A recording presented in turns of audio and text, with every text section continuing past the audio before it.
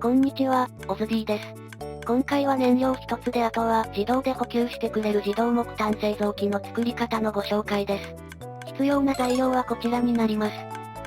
素材の中ではオブザーバーが最初難しいかと思いますが、個数も少ないのでまだ集めやすくはなっております。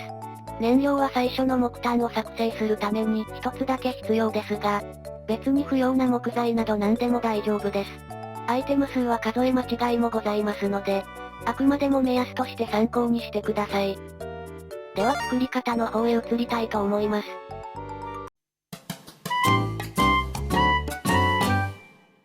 今回の装置は縦4マス×横2マスの範囲で作成します。まず最初にオブザーバーをこの向きで設置します。反対側に回って向かい合わせになるように、オブザーバーを1つ設置します。オブザーバーの正面側に口が上を向くようにして、ドロッパーを2段で設置していきましょう。下のドロッパーの正面側にしゃがみながらレバーを取り付けて、今は下げておきましょう。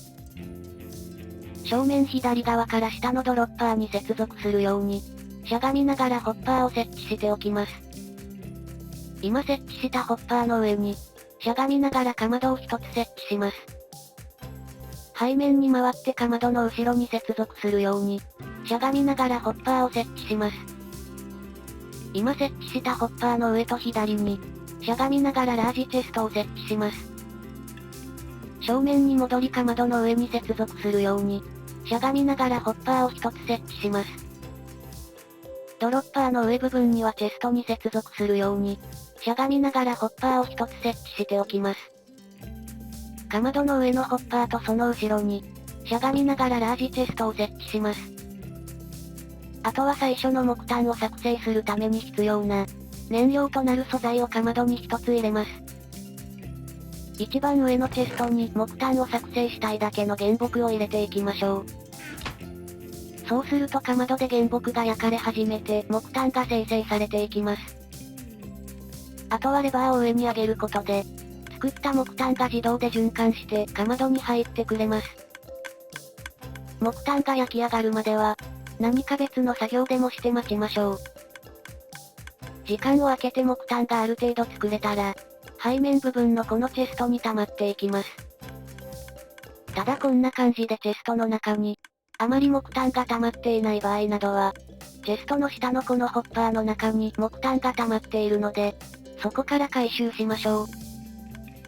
ただこのホッパーの中にも溜まっていない場合は、かまどの中のこの木炭を回収してあげましょ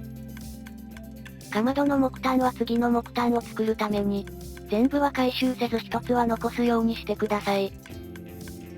すべて回収してしまうとタイミングによっては、次の木炭ができないこともあるのでご注意を。